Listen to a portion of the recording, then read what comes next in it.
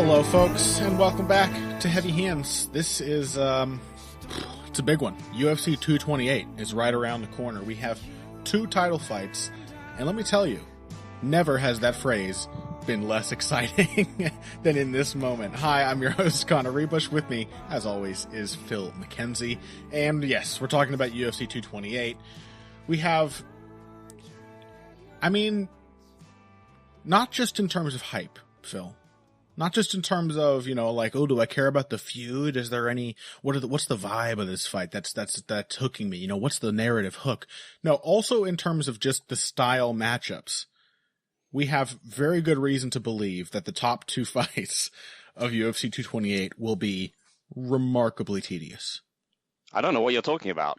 This is a fight between the young, undefeated challenger and the champion trying to make his mark on history. It is the classic style matchup of striker versus wrestle boxer.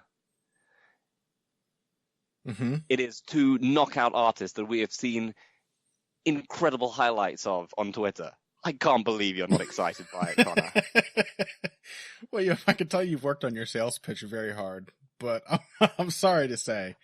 Yeah, so we should name drop them. What we're talking about, already, but because you're as excited as we are.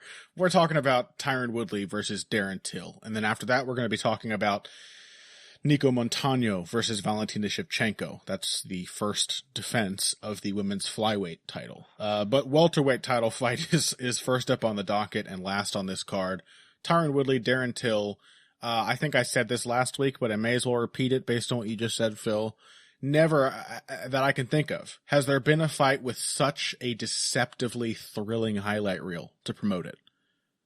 Because as you pointed out, good knockouts and knockdowns and big moments. Both of these guys are capable of such thrilling sorts of violence that, it seems like, obviously you're going to use that for advertising, but it's also like, it'd be crazy if that didn't happen in this fight, right? And then you watch almost any one of their recent fights from either of them, and you have great reason to believe that, in fact, they may have a staring contest for long portions of the bout. And I don't know. Let's go ahead and talk about, who should we talk about first? This fight does feel like some kind of apotheosis, right?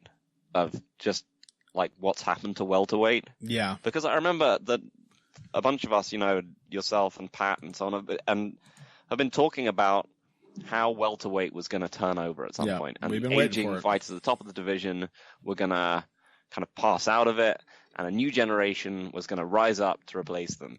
And, welterweight's always been one of my favorite divisions. It's got 2 of my favorite fights of all time, and it's got Rory McDonald and GSP. And, there was reason to be excited by this because there was a new generation of talent coming up. And then when the replacements started to happen, we'd suddenly realized that we'd sort of lost a generation of some of the greatest action fighters of all time. And in replacement, we have these guys. Yep. Now welterweight is middleweight, except you're really mad at the fighters because they're not supposed to be middleweights. Here they are, Phil. We've got Darren Till, we got Kamaru Usman, we got Colby Covington. This is the new crop. Aren't you excited? You know what? I wish this was Colby Covington. Honestly, the most exciting of the 3 consistently by far. Yeah, for all his inane shit talk and Professor Chaos style plans where he's gonna spoil films and replace the fillings of chocolate with mayonnaise. I would still, at least he's in consistently active fights. Yeah, Colby Covington shows up at this card, and they're actually identical chairs, but he switches his chair with Dana White's chair. Yeah. And then he sits down on what's supposed to be Dana White's chair, and no one notices. Exactly. And that's welterweight. These terrible plans that no one else gives a shit about. Yeah, it's weird because, like I said, it used to be one of my favorite divisions, and it feels like they've surgically excised what was fun, and they've given it a thrillectomy. A thrillectomy. and now this is what we watch. And it kind of feels like there's only two things that can really happen. Mm-hmm. Is that either they have just a shockingly good fight, just so everyone can obnoxiously say, "Nah, I bet you didn't see that coming." That in some bizarre way, these two combine to have like an action-packed thrill fest, which no one could possibly have envisioned, like Woodley Marquardt. Or, and I feel like this is that, or Darren Till misses weight and then wins an awful fight. That feels like in some ways it would be the natural progression of all of this. Yeah. Well, okay, so hold on. I think I have cats fighting in the background. Give me just a second, Phil. Always the big one picking on the little one. A good referee asserts his authority, Connor. Yeah. They have much same relationship you and I would have had if only I hadn't met you in person and discovered you to be surprisingly large. Yes. Now I'm intimidated. Yeah. So let's talk about the style matchup here, right? Like, why are we expecting this to be so boring? I will say, a lot of it. Why are we fearing? I don't want to say expecting. I don't want to curse this whole thing. I want to say fearing. A lot of that has to do with, obviously, people know Tyron Woodley has a reputation for being boring, and for good reason. He's had a lot of slow fights, and that's just what it is. That's how he fights. That's his style. Darren Till has not had that many boring fights. He's had fights that are worryingly close, such as against Bojan Veličković, the type of welterweight you wouldn't expect to be, like going to a kind of a split kind of fight with a top contender. But really, is it unfair to call him as potentially boring as Woodley often is just because of the Stephen Thompson fight? I mean, that's really the main reason, right? We saw him against somebody who would allow him to be boring, and he did. He took boring with both hands and held on to it. But, I mean, that right there does sound like that's what's going to happen in this fight. But is that fair to think that he's going to match up with Woodley in the same way that Thompson did, just because he and Thompson also made for a boring pair? Yes. Okay. I think that's fair. Why do you think so? Because pretty much everyone else that Bill has faced has been take the pace, aggressive kind of fighters of exactly the same type that Stephen Thompson had exciting fights against. Very good point. And even in those fights, shots, you can see that he basically waits for something to counter and then throws a left hand. He is, to his credit, and this is the one real saving grace of this matchup, he is much more willing to pressure than Thompson is. True. I don't think he's really as much of a counter fighter as Thompson is, because he doesn't really like to. The way he throws his left hand it's not like traditionally a counter punch in the McGregor mold. Mm-hmm. He does tend to. I think he likes to set people up for it, and a lot of the reason why that Wonderboy fight was so incredibly boring was that he was just trying to figure out exactly the right way to throw his left hand, and spent literally 22 minutes of that fight figuring that out. Yeah, my rule of thumb, whenever I have like an aggressive counterpuncher, I'm always trying to come up with, well, what is their style? Are they a counterpuncher in my mind, or do I see them more as a pressure fighter? And it's often basically like, which one needs the other? And it's pretty clear that Darren Till's really not a counterpuncher unless he's pressuring. And even then, like you said, it's a lot of like setting you up and getting you to hesitate and not fully commit to your strikes and just catching you slightly out of position at the exact perfect moment. So yeah, I don't think he's much of a counterpuncher. I think he is more of a pressure fighter. That should make this a more exciting matchup because he is against an opponent here in Woodley who habitually backs himself up into the cage and stays there for the duration of many of his fights. But the thing is, we've seen that matchup.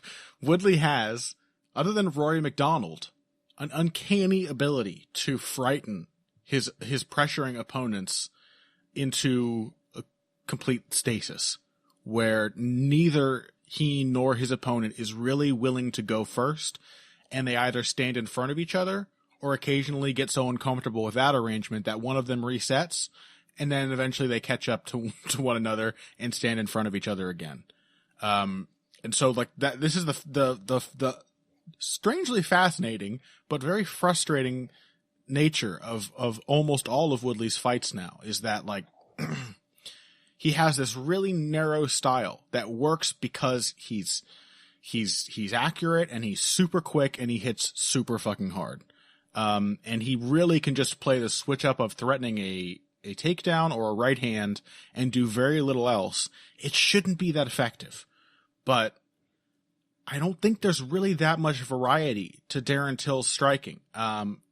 He seems technically capable of doing a lot of what Rory McDonald did. You know, like what so many of Woodley's opponents should be trying, i.e. throwing the fucking jab. But is he going to do that? Is he going to keep his jab on Woodley and make him uncomfortable, knowing that that is going to draw out some at least near exchanges early in the fight? I don't know. How risk averse do we think that Darren Till really is? Yeah, so a big commonality between Thompson, Till, and Woodley is that they are all kind of big empty space fighters. And that this is, it is very much about suddenly closing distance with all of them for any particular reason. With Woodley, it's as a counter shot. It's to draw the opponent in and then kind of create the collision as they come forward by suddenly exploding out at them. Right. With Wonderboy, it's as a defined kind of countering style. Is that he just wants to step backwards and then kind of throw that right hand or left straight or, you know, whatever stance he's in. He would just, you know, throw the counter shot as he retreats. And with Till, it's all about kind of stepping in with basically just multiple different rhythms for that left hand, or different ways he can throw it. So he'll kind of stutter step it or throw it as a bit of a dart, or he'll turns it into the elbow a reasonable amount of the time. But they're all about suddenly stepping forward into space. Yeah. And that's one of the reasons, is that you can see the fight play out like that. And when you envision it, you see Woodley up against the fence in orthodox and Till coming in on him in southpaw, and there's just going to be a lot of space between them. Mm-hmm. Unlike McDonald, who, as I think we discussed, he stepped into just the outer limits of where his range was, of where he could effectively land, and Woodley's explosion didn't make the difference because there wasn't empty space. There was always something there. There was always a frame. There was always a jab. But Till is not that. He is an empty space fighter whose primary defense. I mean, he's not a very good defensive fighter. He has very good eyes for punching people. You know, on the way in, if someone attacks him, he's very good at seeing it coming and hitting them. But he is also, you know, his primary defense is to put his hands up and just run backwards, or to drop them and lean his head straight back. Which he also does a good amount of the time. Yeah, it's a very good point. Like Till, I think, is notably more vulnerable in those spaces than Stephen Thompson, which could be a good thing from a fan's perspective. Because pulling straight back either with his feet or his head, that's pretty much the bulk of his defensive responses, of his defensive arsenal. Also, being a more defined pressure fighter, though, I don't know. Like, the thing is Woodley does this thing, man, where he just does nothing. And it's like a fighter like Till really wants the opponent to do something. You know, he'll get into this space where he's like feinting, and it's like, okay, you got to screw up first. And often, like, the effect of that, a lot of fighters do that, and the effect that Woodley seems to have on that impulse is like it frustrates them, and they get lulled into Woodley's fight. And even though both guys have shown an ability and even a predilection to fight at a slow pace, at this point it still feels to me like a slow-paced fight is more Woodley's fight than it is Darren Till's. You know, I still don't really know if Darren Till can fight at any kind of pace for 5 rounds. I I have no idea how he deals with real adversity. The only 5-round fight I've seen, nothing happened for about 23 minutes. And you know, like that's the thing. Woodley's really unnervingly confident, just standing in front of you and not doing anything.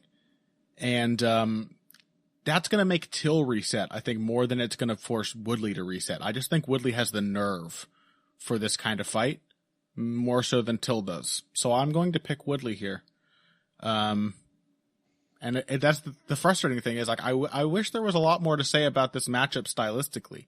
I wish there was enough of a chance that this could turn into a, like, exciting back and forth fight like Marquardt Woodley, that I could say, well, it's only 30% likely, but maybe this is the kind of fight we'll get. But I don't really see it. Yeah, so, I mean, there's a few, like, tactical issues that I'd raise. One, that Till is pretty good at figuring people out on the fence. I mean, because, for example, you know, Rory, if we talk about how he dismantled Woodley, he was also utterly flummoxed by Thompson. And the same was not true of Darren Till. Darren Till eventually figured him out. Sure. He basically figured out how he basically figured out that all he needed to do was, as we kind of I think we alluded to last week, he needed to actually throw his right hand in order as a feint to get Thompson moving one way and then chase him down the fence. And you know, just throw his shot parallel to the fence as Thompson just scooted away down it. Mm-hmm. So, and you know, if you think of his other, like a lot of his other big moments, stepping in with the elbow against Veliskovich, and there was also a left hand. Obviously, wrecking Cerrone. They are, you know, he does like people up against the fence. Sure. He really does. I think he feels very comfortable with the opponent there. The thing is, what most of his opponents offer once backed into the fence is not the same as what Woodley offers, and Woodley is the only guy who puts himself against the fence. Yeah. We'll just wait there for you to walk into the right hand. Cerrone did as well, and that's an interesting, because, you know, Cerrone, I suspect, knew that he's Donald Cerrone and a tremendously slow starter, particularly against southpaws. Yeah. Which is one of the reasons why I didn't put a hell of a lot of credence into that win, because I was just like, well, shock horror, a large, powerful southpaw took out Donald Cerrone in one round. I've never seen him get dominated by a large, powerful southpaw in one round before. That was a possibility before, and now it is the result. That was the extent of the analysis. Yeah. But, yeah, so, I mean, Until does have, like you said, he's got things he can do. Right. Right? Which, you know, if he does, it's one of these things where, you know, he can throw a jab. He has a very nice jab. If he can just do that, suddenly the whole tone of the fight changes. But also, I don't particularly like a lot of his grappling, his default grappling options. He tends to reach for the clinch a lot of the time as his other defense. Yep. Other than just backing straight up. And, you know, Dalby was able to lock up a body lock and put him on the ground. Classic tall fighter shit, right? He's got to have his reach between you and him, or he has to tie you up and try to use his height. And but that's the thing is, like, he's more comfortable in a Woodley style kind of matchup than a lot of previous Woodley opponents. He is by far the most defined pressure fighter of any of them, you know, like Damian Maia, Stephen Thompson, obviously. But yeah, like, here's the thing is the guys that Darren Till has had success, as you pointed out, we're talking Cowboy Cerrone, we're talking Bojan Velickovich, we're talking Stephen Thompson. We're talking remarkably passive fighters who offer very little for him to really worry about. You know, Velickovich's main tactic against him was leg kicks. Cerrone was working the body and legs with kicks. Both of them having great success, by the way, because Till is not a very good defensive fighter no matter what target you're attacking. And Stephen Thompson had no success whatsoever because he didn't do anything. But that's the thing is like Woodley's remarkably dangerous with single strikes. Giving Woodley that kind of fight is just not the same as giving a slow, methodical pressure fight to most of the people Darren Till's ever fought. And Darren Till's style, you know, like if he's not becomes uncomfortable throwing the left hand, if he does get worried about the right hand, if he becomes passive in the way that he did in the Thompson fight and tries to kick, Woodley has a much bigger takedown threat than anyone he's fought. And likewise, if he has to go to the clinch to get out of a dangerous range, Woodley's wrestling is also a big issue there. It just feels to me like Woodley has options. I'm never feeling particularly confident about him taking advantage of all of his options, but he's got a way about him, man, where like if the opponent just can't quite seize the fight from him, he will just ride that line of just barely winning it. And I don't see ways that Darren Till is not going to have the easy ways of that he did against Thompson of just racking up points, I don't think. Unless he does what Rory McDonald did, unless he really keeps his jab on Woodley and bothers him with lots of volume and lots of feints. But really, I think mostly what Darren Till wants is to set you up for this single perfect strike. He's at his core a one shot at a time pot shotter.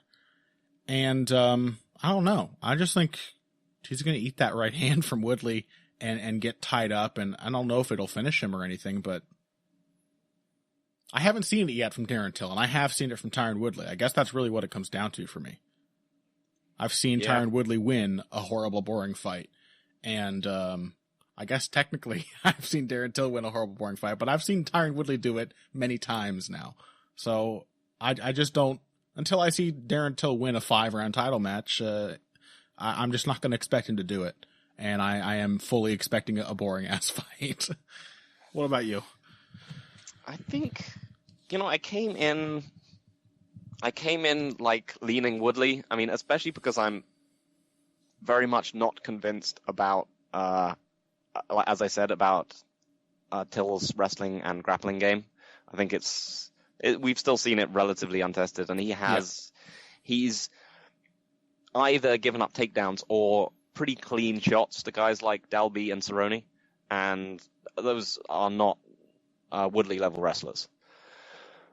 And the other point is that if Woodley has improved anything, really, since his time in the UFC, like dramatically, it is his top game, because he used to be a horrific lay and pray artist back in Strikeforce. And when he's getting people down nowadays, or at least when he got Stephen Thompson down in their fights, he kind of fucked him up. Again, the trouble with guys like Woodley is that you always, anytime you try to analyze their game, you're talking about something with a very small sample size.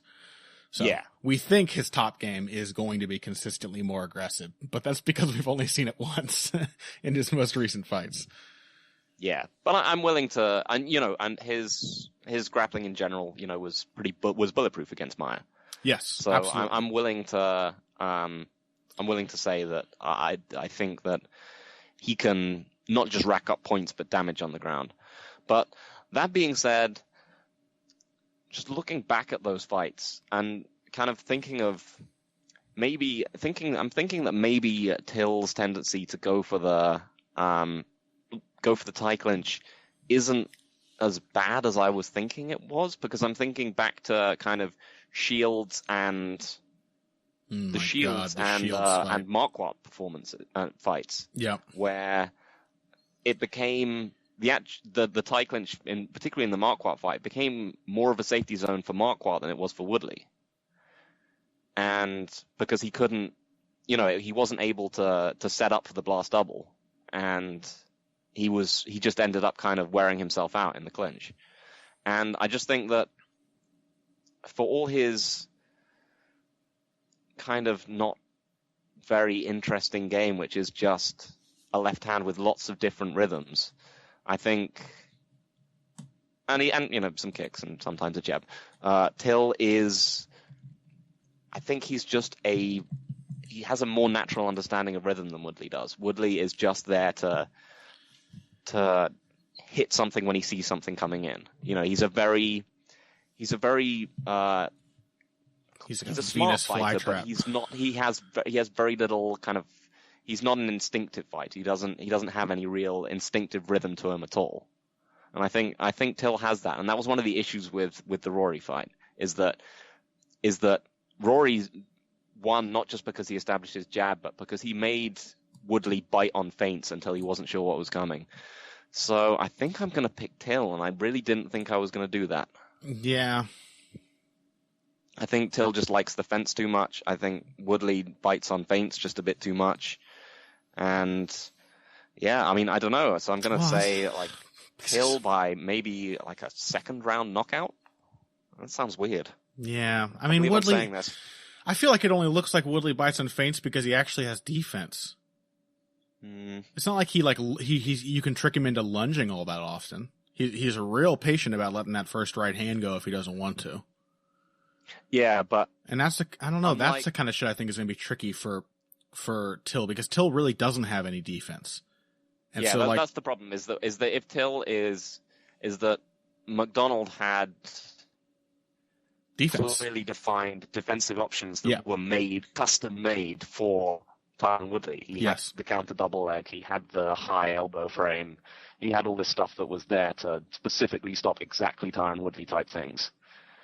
Yeah, and if Till's defense in any of those situations is just to run backwards with and try and put his hands in the way of Woodley's punch, he's just going to get decked. And given a small sample size to react to, I'm not expecting his timing on those one or two defensive moves to be very good the first couple times. So I think like the first exchanges feel like they're going to be more dangerous for Till than for Woodley. But even the internet itself does not want us to discuss this any further because your connection is dying again. So let's wrap this one up. Oh dear. That's fine. We'll get it back for segment 2 with a really exciting title fight coming up next. But that's it for Till versus Woodley. Hopefully it is 100 times more thrilling than we have just given you reason to expect. But there is a reason that we're not expecting that. So fingers crossed. Could be an interesting style matchup. But really, we're looking at two fighters who they almost fit together too perfectly, where they just both men feel designed to give one another the kind of fight they like, but neither man seems really that capable of like testing the other guy's insecurities in that kind of fight. So it's just the sparring match kind of setup is what I'm basically expecting. So we'll see. UFC 228 coming up around the corner. When we come back from this break, Nico Montano making the first defense of her vaunted UFC flyweight title against Valentina Shevchenko, the very best counterpuncher in all of women's MMA. We'll talk about that after this. Hey everybody, thanks for listening to this week's Heavy Hands. If you like what you hear, please consider pledging to support the podcast on Patreon. Patreon is basically continuous crowdfunding. You sign up to contribute a certain amount per month to help us with production costs and the like, and in return you get rewards ranging from a mention on the Heavy Hands website to a question or topic of your choice being discussed on the show. We have a lot more in the works to reward you for your help, and we appreciate every contribution. No amount is too small. Just head over to patreon.com and find how you can help out, the only show dedicated to the finer points of face punching. Now let's get back to it. His prospect loss was a title fight, and it was also his last hurrah, like the last great veteran performance, because it fundamentally changed. Like that fight seems to have had a drastic impact on what Woodley will allow himself to do. Very similar to the transformation, not identical, but the transformation of Amanda Nunes in her last two fights. Clearly she is like now defined by the mistakes she made before. Oh yeah, that's a great point. Trying to avoid them at all costs. Yeah, I mean that's the thing, is that like Woodley was incredibly boring, and then he had that one thrilling fight where he just got really fucked up. And he was like, "Oh, this is why it wasn't exciting. I'm never being fun again." Yes, it wasn't worth it. Yeah. I kind of respect the hell out of Woodley for that. Like, he doesn't bother to pretend that he likes back and forth fights. He doesn't like them. And I think that's smart, because I wouldn't like them either. This is my job. I want to win. I don't want to back and forth. I like Woodley a lot. Yeah, same. Like, in some ways I'd probably rather see him win in terms of the two. Well, it would make Dana mad. Yeah. Wouldn't that be fun? He's great for making Dana mad. Absolutely. And he's just like, and he's thoughtful, and he's Like, and he's smart and he's realistic about like the nature of the business he's in, and he's a great insight into the sport. And it's just the fact that he's an incredibly boring, outdated fighter who just happens to has to be supercharged by athleticism. Yeah. Like, I mean, he's a smart fighter as well. Like, within the context of being a right hand and a takedown, he's incredibly intelligent. Mm-hmm. I mean, both of these guys are within the context of incredibly limited, boring game plans. Yeah. No, Woodley's style I've always viewed it as extremely rational, but it doesn't. It's rational, but surface. But yeah. It doesn't mean it's not remarkably frustrating and still quite shallow. Yeah. But it's rational to be shallow because as of yet, no one has been able to really beat this version of Woodley. So. Yep. We'll see. Oh God. What the fuck does Nico Montano even do? I don't know. I'm gonna watch her fight with Roxanne Modafferi. She gets hurt on the feet on multiple occasions by Roxanne Modafferi. Yeah. I mean, because I just watched that and then a Shevchenko fight back to back, and you're just like, one of these people can just punch 3 times faster than the other one can. Yeah. What? I mean, it makes you feel bad. It's not like Montano is like a really badly put together fighter. She's really young in her career. She makes sense. Yeah. Like, that's the thing. She's well constructed. Oh my God. I just saw her get a kick countered and get staggered by Modafferi. Right? Not a good look, dude. Oh, and then just run backwards, flailing with both hands. All Modafferi has to do is just throw 1-2, 1-2, 1-2, and she lands like half of the shots. Yeah, that's a bad fucking look. Right. It's like watching someone getting kind of chased around the cage, getting whipped by noodles. And you're just like, oh. Well, the good thing is that's not going to happen against Shevchenko. Imagine Shevchenko throwing 4 punches in a row. I mean, she will do that, but occasionally, but without much intention of landing them. Well, She did it a couple of times against Nunez, but in a very Holly Holm kind of way. To get a leg kick. Yeah. Yeah, because she and Nunez, man, that fight again was the ultimate version of, it was like Thompson Woodley or Thompson Till. They just kept having the same kind of like exchange initiation again and again, and neither of them had any interest or notion of how to change that, of how to initiate a different kind of exchange next time. Or give the opponent. We should just start talking about the fight, I think. Yeah, let's talk about it. Okay, welcome back to Heavy Hands. We're talking about the second title fight of UFC 228. Again, Nico Montano, the inaugural UFC Women's Flyweight Champion, won it off the back of some season of The Ultimate Fighter or another, and coming off of a loss. I think her previous fight before the title win was a loss. Yep, to Julia Avila. Coming off that loss, some 11 months later, she beat Roxanne Modafferi, much beloved, but not exactly the zenith of fighting ability, to win. Also, a short notice replacement for CRO. Oh God, that too. Yeah, so beat a short notice replacement, Roxanne Modafferi, to win the title, and now she's defending it against Valentina Shevchenko, who, brief history here, has now lost both of her fights to Amanda Nunes. And being kind of small for women's 135, has decided to move down to 125, where she is essentially the heir apparent. Most people are heavily expecting her to win, because, frankly, Montano is still a novice. She's a novice with a game that makes sense and is put together in a very rational way. I think she could turn into a pretty good fighter, but she's still a novice, and Shevchenko is anything but. Shevchenko may be frustrating, so on and so forth, but she is a defined, mature fighter. Her style works the way she wants it to. So, what about this matchup, Phil? Is it as much of an obvious pick as most people seem to believe? Is Shevchenko really a shoo-in to win here? Yeah, pretty much. Yeah. Basically. I mean, the thing about these two fights at the top of this card is that, man, it's been a chore watching tape on these people. Mm-hmm. I mean, so for those that don't know, myself and Connor and fellow Bloody Elbow staff member Zane Simon, we tend to we watch shitty fights. Yeah. And we commentate. We just talk shit about them generally, for the MMA Depressed Us. Yeah. And anytime there's a non-UFC week, we do the MMA Depressed Us, and we deliberately watch awful fights. Yep. So check that out if you want to hear us getting existentially depressed.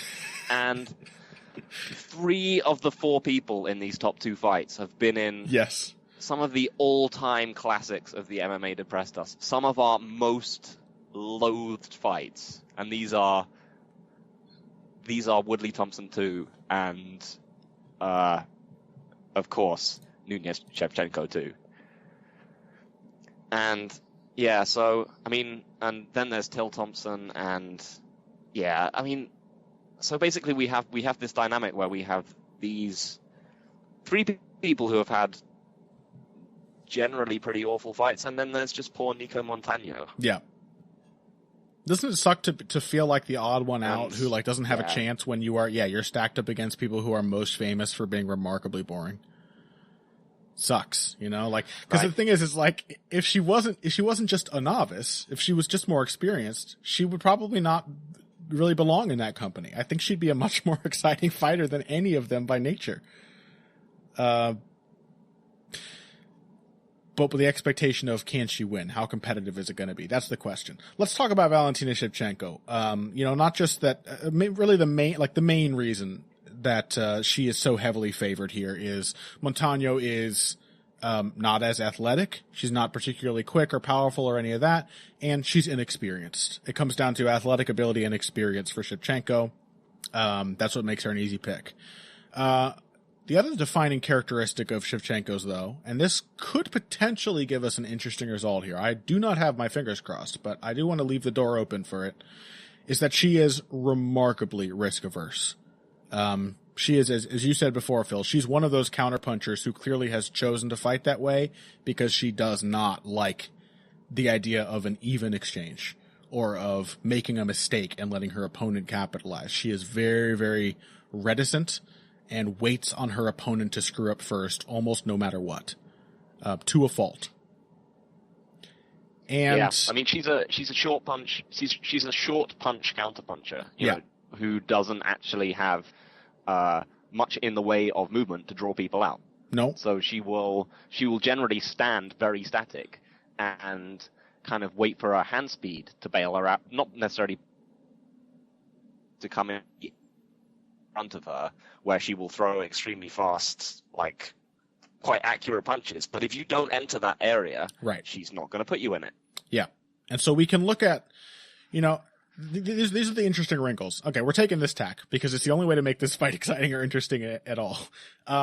You know, there's all these things. We can say, oh man, Montano had a terribly close fight with Roxanne Modafferi, you know, and she got hurt on the feet by Roxanne Modafferi more than once. But Shevchenko doesn't seem likely to do the kinds of things that Modafferi did. Like, for example, Modafferi overwhelmed the inexperienced fighter. This often happens to inexperienced fighters with volume and pressure. She got in her face and just left, right, threw punches, and many of them landed because Montano flinched. She just wasn't comfortable dealing with that because she's had like 4 fights. As you said, Shevchenko's combinations don't come out in that context. I've never really seen her marching somebody down and hitting them with shot after shot after shot like that. She'll throw away a bunch of punches coming forward if like she thinks she can land a low kick or something like that at the end of it, very Holly Holm-esque. But what happens if she and Montano have just sort of a slow, long-ranged kickboxing match? Like, where's the massive gulf in execution between them then if Montano just, like, doesn't do much? What does Shevchenko do to take hold of this fight? Right? Because in her last fight with Priscilla Cachoeira, she should have had plenty of opportunities to land counterpunches. She chose to grapple Cachoeira because she's that risk-averse. I mean, yeah, but she also completely annihilated her. Well, because Cachoeira is even worse on the ground than she is on the feet, but... Yeah, but, I mean, even on the feet, she completely slaughtered her for the short they were there. And I think the issue is that Montano is, you know, as we said, she's a to me, she's a classic, well put together, all rounder type fighter. So I mean, this probably just because it's fresh in my mind, but she's a bit like a Nicholas Dalby who fought Darren Till.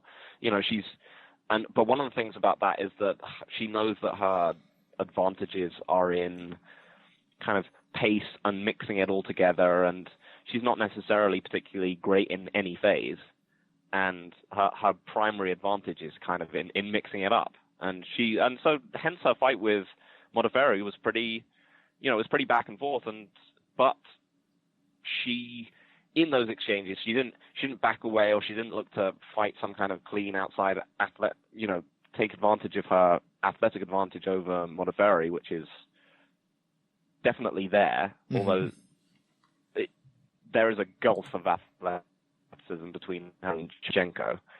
But she's fundamentally, quite an aggressive. She is fundamentally quite an aggressive fighter, and I just think that. And the other thing is that, I mean, it's not necessarily just on the feet. Shevchenko clearly can her hand speed is simply just multiple times faster than Montagno's. It's just the fact that she's also just a much better wrestler. I mean, and Montagno also got taken down on several occasions by fighters, again, like not the just offensive. Still won, I think, every single round, but no round did she oh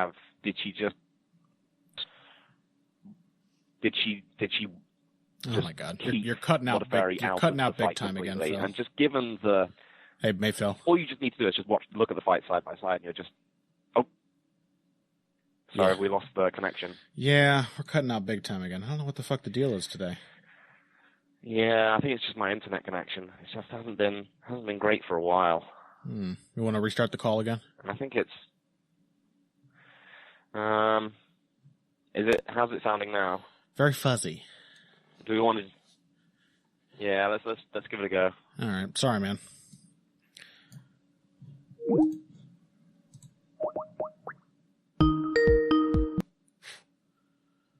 Yeah. So where were we? Okay, lovely, crisp. We'll get about 2 minutes of crisp speech again. Yeah. Slowly deteriorate. You were saying a drastic difference in hand speed. If you just look at them side by side, there's just a horrific difference in hand speed between these two. It's just incomparable. Let me tell you what I'm feeling. Yeah, Shevchenko is just she's a very good wrestler and top control player, but being against huge, technically skilled, incredibly rangy fighter like Nunes, and which was a close and inexpressibly awful fight. Yes. That was just a poor matchup for a static, relatively short counterpuncher, but that's just not this, I think. I mean, a big part of what made that fight so frustrating is that Nunes had the perfect solution to neutralize everything Shevchenko wanted to do, which is to just step away. And it worked like a treat. It really did. Like, just don't let her land the first punch. And, it turns out. So, I think what I may be feeling here, and I need you to tell me, you need to be my anchor, Phil. You're my rock. So you need to tell me if I'm just looking for something to make this more interesting than it apparently seems to be. I think what I'm feeling is not that I'm expecting Montagno to win here. I think Shevchenko may look less impressive against her than we expect. I think there's a significant chance that we just get a slightly less worse beating than the Cachoeira fight, in that she just wins every round. I think she might just win every round incredibly easily from top position and never come close to finishing at all. Yeah. And that it's just a wearisome, awful 5-round decision where Montagno is really badly fucked up at the end of it, but I mean the things that nothing that she never goes up a gear. The things I like though, she got taken down by Modafferi, immediately hunts for a triangle. Modafferi attacks her, she immediately starts swinging back. Now, yes, these kinds of obvious triggers should be for a counterpuncher. invitations, like, okay, they did that now. Next time I'll get them to do that and then punish them for it. But Shevchenko's not really that kind of counterpuncher. She doesn't really want to make you do the thing that is risky for her so that, she doesn't want to make you do the thing you want to do and then punish you for it. She just wants to wait for you to do something. And then she'll wait for you to do it again, and then she'll wait for you to do it again, and then she'll wait for you to do it again, and then she's about 50% sure she's got a good enough read on it to throw the right hook next time you do it. And on the ground, I think risk averseness is a really defining characteristic. So what I'm thinking is she takes Montano down, right? The first few exchanges in the feet, she gets touched by something, maybe just a kick, right? Montano's an okay kicker. So she gets touched with a kick. And she immediately is like, oh, I don't like this. Montano's not supposed to be landing shots on me. She takes her down. Exactly what she did against Cachoeira. And then Montano goes for an immediate submission. That really good 60-second guard approach of as soon as your back hits the mat, you start attacking. And Shevchenko bails. And then what happens to the rest of the fight? What's the tone of the rest of the fight become if Montano is just able to rebuff Shevchenko early on?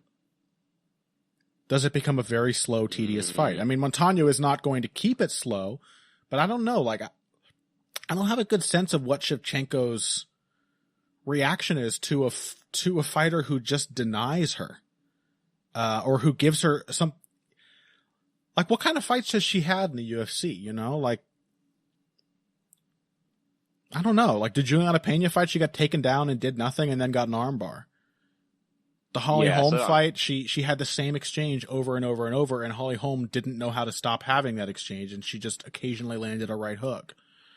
There's not a lot there. It's very frustrating to study this footage on this woman because you just end up seeing the same layer over and over and over again. So maybe I'm just coming down too hard on Shevchenko because I kind of hate her now that I've had to watch so much of her fights, especially the one with Nunes. I kind of hate it. I'm really upset that I had to watch so much of that fight.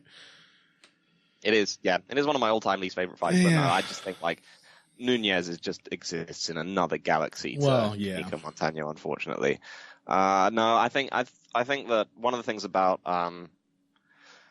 Shevchenko, is that she was a pretty capable and impressive defensive grappler and offensive grappler in terms of being able to grapple from the clinch, even at bantamweight against much bigger and more athletic women than Montano. And I think that's part of the equation that we saw against Cachoeira. It wasn't just a risk-averse thing. It was also just I'm bigger and stronger than everyone at this weight now, and she was just. So, she out-grappled Sarah Kaufman. I think she hit any takedowns on Holm? I forget. But I don't know. She did do a bit of out-grappling on the first fight with Nunes at the end. And she did have probably the best time. She still lost the round and she got taken down, but she had the best time surviving Amanda Nunes' ground and pound that basically anyone has had. Yeah. So defensively, I just not think, bad. So I just think, and Montano, she's just not a. She's not a cautious, scared fighter. She is a gritty, she is a gritty come forward fighter, and I just don't see anywhere she can win this fight. Yeah. It's just, do you think she's going to have to walk into the wood chipper again and again? Yeah. And it's just going to be too, even if Shevchenko wants to stay safe, I suspect that one of her ways of staying safe will just be to take her down and beat her up. Yeah. Yeah, I mean, the thing is, there's absolutely no reason not to pick Shevchenko in this fight. I guess I want Montano to make her a little uncomfortable. I want to get back for what I had to go through before this episode. I just want Valentina to suffer just a little bit. All right, just maybe she'll learn her lesson this time. So yeah, these two title fights, huh? You can see why we began this episode with such over the top hype. It is just not the best the UFC has to offer. Let's be honest. But I mean, we're both picking Shevchenko here. We can move on from this, right? Yes, let's go. Okay. Well, the good news is there's actually quite a bit of interesting material on the rest of the card. It doesn't really suck, it half sucks because this is modern UFC, but we have Zabit Magomedsharipov. He's now fighting Brandon Davis instead of John Lineker, which is the obvious option that the UFC should have gone for. but they're going to feed Cody Garbrandt to John Lineker. I'm still sticking by that. So we get Magomed versus Brandon Davis. We get Jessica Andrade versus Karolina Kowalkiewicz, which is pretty much the polar opposite of the main and co-main event, in that I cannot imagine it not being a fucking war. So I'm looking forward to that, absolutely. And then we've got some good ones on the undercard as well, a couple of bantamweight fights and more besides. So we are going to get into the undercard in our next segment and finally get excited about the good stuff we're going to see come UFC 228 after this. Financial support is fantastic, but there are other, even easier ways to support Heavy Hands. Perhaps the best is by spreading the word. We know our fan base. You're all cool, popular people with serious social media presences. You're tastemakers and trendsetters. Okay, there are one or two of you that don't fit that description. You know who you are, but no matter what, you can always help us out by telling folks about the show. And you can also give us a positive rating and review on iTunes and Stitcher, things like that. We rely on word of mouth and positive feedback to grow and improve, so thank you very much for your time and your help. Now, back to the show.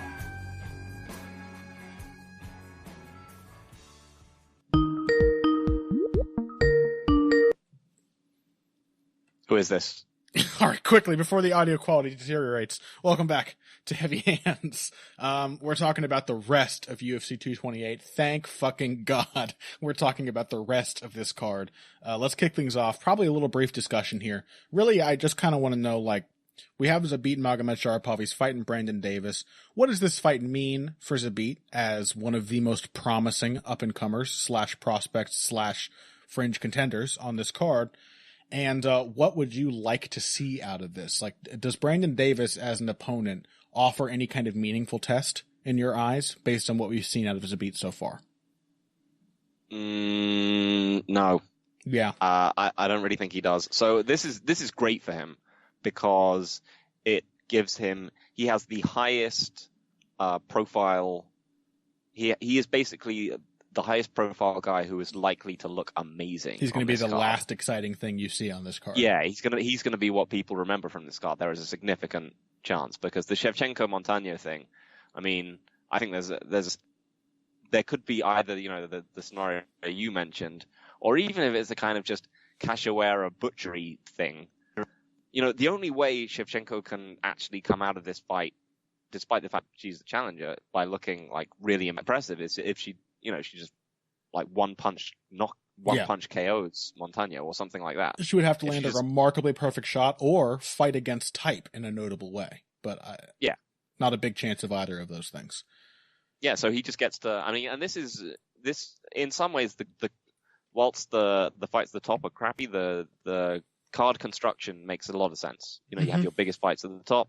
You have a stupid, crazy banger to start things off with Abdulrazak Al-Hassan against Nico Price. You have another crazy war with actual title ramifications in Andrade Kowalkiewicz. You have a hot up and comer probably styling on someone, and then the main events. Early prelims, you have two formerly beloved action fighters being sacrificed to opponents no one cares about. So the construction really does make sense. But as for Davis, what did we see in Zabit's last fight? We saw, all the things he's good at, but we also saw him go through what should be a learning experience. He got tired as fuck by the end of that fight. And he had trouble with the pressure that Kyle Bochniak turned to as the bout went on. By the third round, Bochniak was just racing after him, throwing huge bombs. And Zabit's, he still showed a lot of great signs, right? He still looked very aware. He got hit a lot more, but he wouldn't get hit and then freeze and allow the next shot to hit him. He was still staying defensively responsible, to a degree as he was being strafed with these punches. But we saw him suffer under pressure. We saw him slow down. Why does Brandon Davis not seem to offer that same threat to you? Because he is something of a foot slow puncher who really struggles to get after people if he's not setting his feet. Right. Which Bochniak is not. I mean, Bosniak was that was really interesting, right? That fight between him and Magomed Sharapov, because we'd seen his earlier fights in the UFC. They looked somewhat meandering and meaningless. And then against Brandon Davis, we finally saw what he was meant to be, what his game plan was meant to be. He was kind of fighting as this blitzing kind of like counter striker wrestler, kind of like a Tyron Woodley style. Yeah, exactly. Very, very similar. Yeah. And then in the Magomed Sharapov fight, he was just like, I'm just going to go after this guy. He was doing the thing that I often feel Tyron Woodley should probably do more often, which is to go after the opponent. Yeah. Something Tyron Woodley is also actually pretty good at, if he would actually do it. So yeah, it was a good performance from Bosniak. I agree with you. The difference between him and Davis, like Davis throws a lot more volume than Bosniak. He throws a lot more volume than most fighters. I think, again, I still remember these numbers, but his UFC debut or his contender fight or whatever it was, he landed like 14 strikes per minute or some crazy shit like that. And just maintain that pace. Even getting tired, he's a volume kind of fighter. But he's not really a defined pressure fighter. No. And a big difference is Bosniak had success, I think, against Zabit because he spent much of the fight not giving him a lot to react to, and it really surprised him when he started to pour the volume on. Davis being a lot less athletically impressive, a lot less dynamic. I think Zabit is legitimately a good counter striker, a good defensive striker. He has a lot of those base skills. So I think he's going to have a lot more to get a read on and react to. And really the big thing, let's be honest, is Brandon Davis cannot come forward throwing those shots like Bosniak did because Bosniak could do it without getting taken down. Yeah, that's exactly what I was going to say is that. Sorry to steal that. So are we agreed, like, Magomed Sharapov is a better wrestler than he is a striker? Sure. Or at least a better grappler? He's like a Dominic Cruz, where it's like, man, the striking stuff looks really impressive, but clearly when he starts to grapple people, that's when he starts to dominate them. Yeah.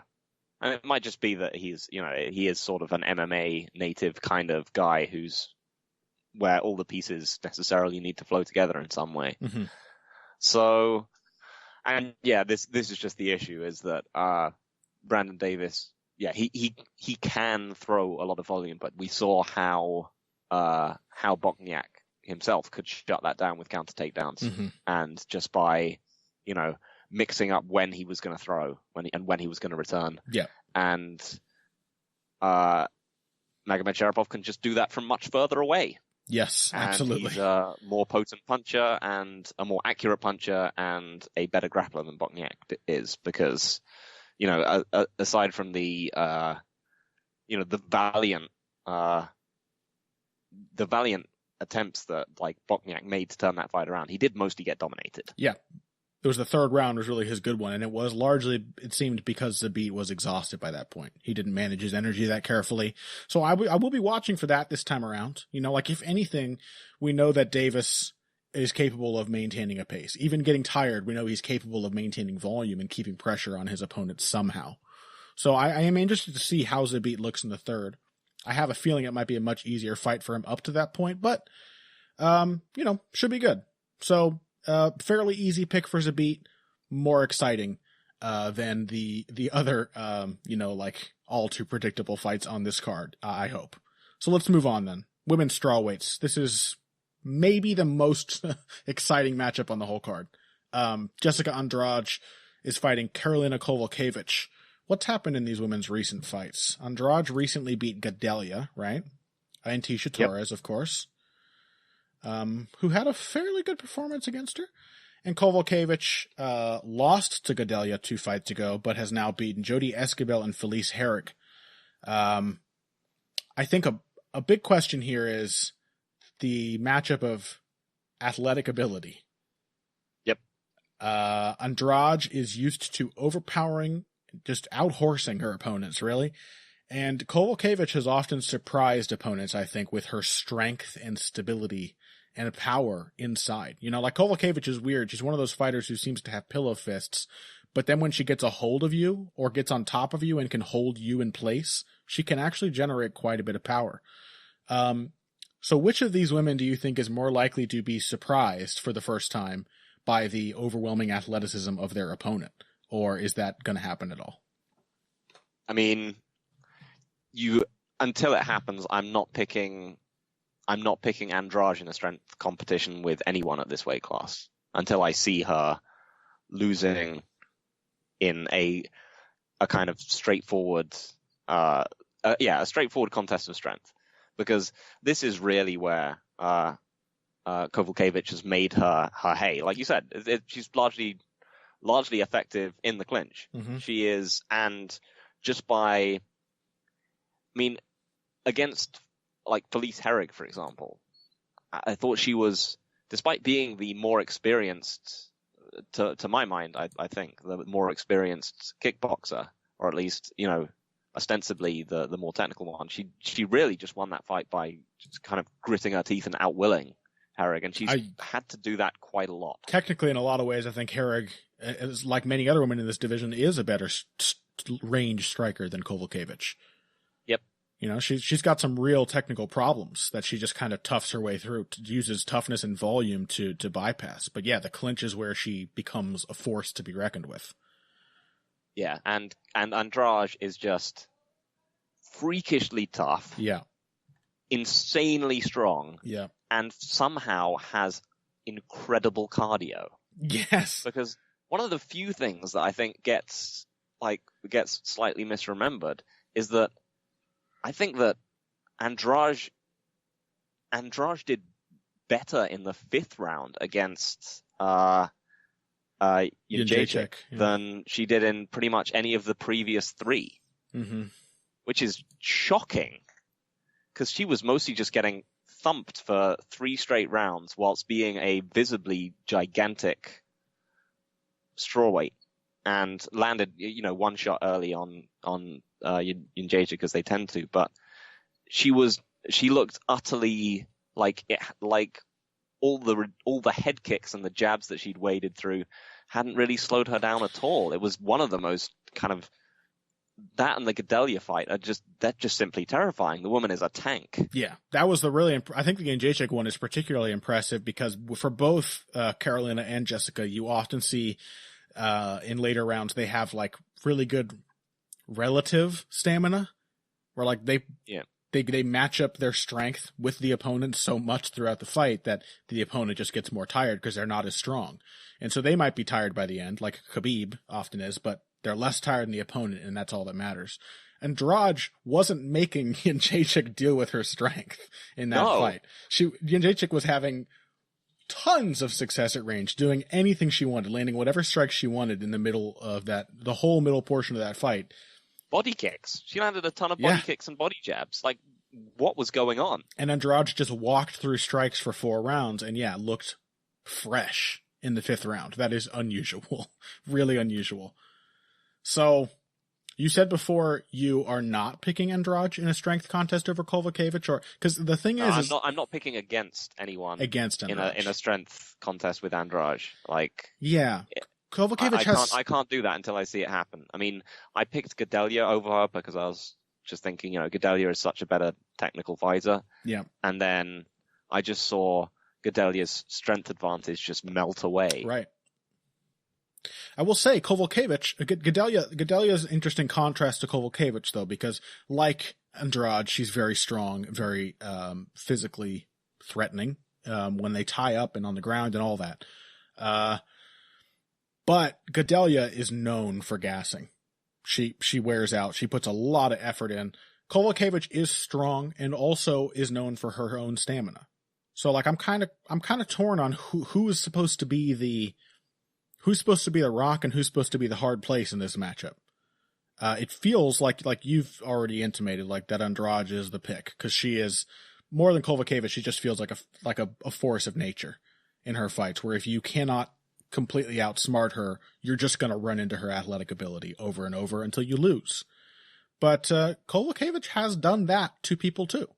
You know, like Kowalkiewicz's fight with Rose Namajunas was all about bullying and breaking the opponent down inside, despite losing out a lot at range. So I don't know, like, has Andrade ever dealt with an opponent who can do that? That's the thing. I just don't believe anyone can do that. To Andrade. At this weight class, yeah, to Andrade. I just don't, it's just like, there's no Kevin Lee versus Khabib dynamic where you're like, maybe this one other guy who we've never seen lose in this phase can beat this guy.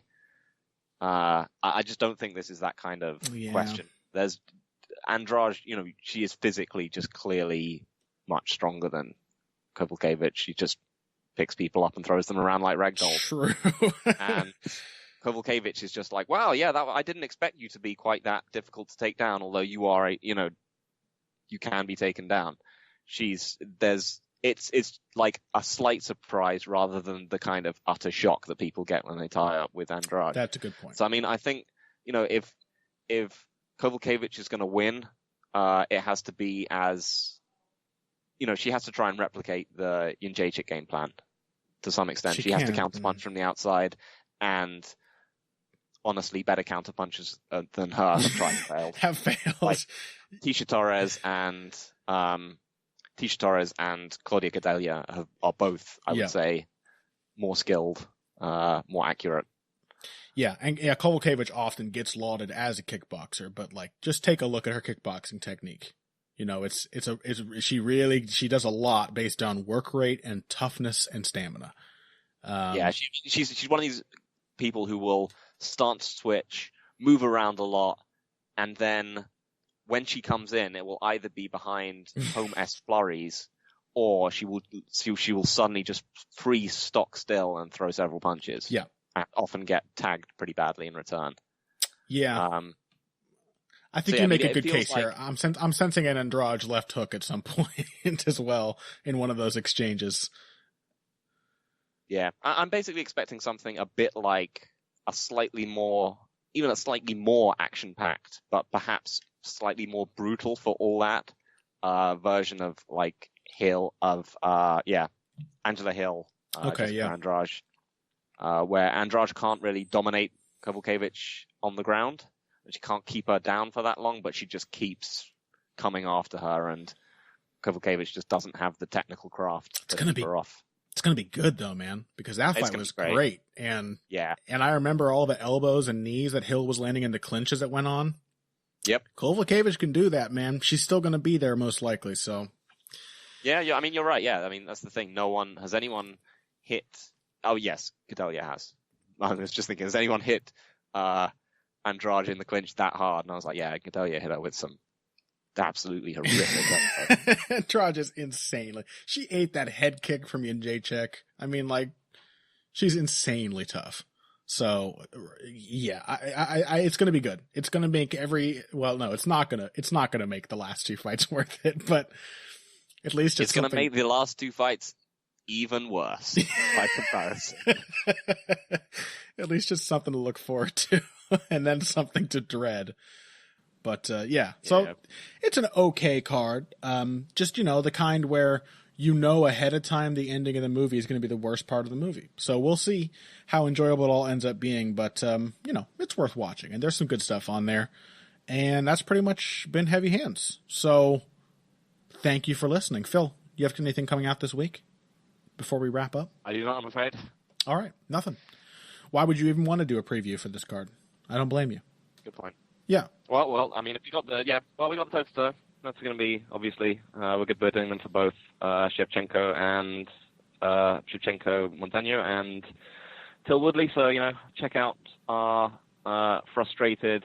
If you want more frustrated shit talk about those fights, check those out. Other than that, nothing. If you want to hear special.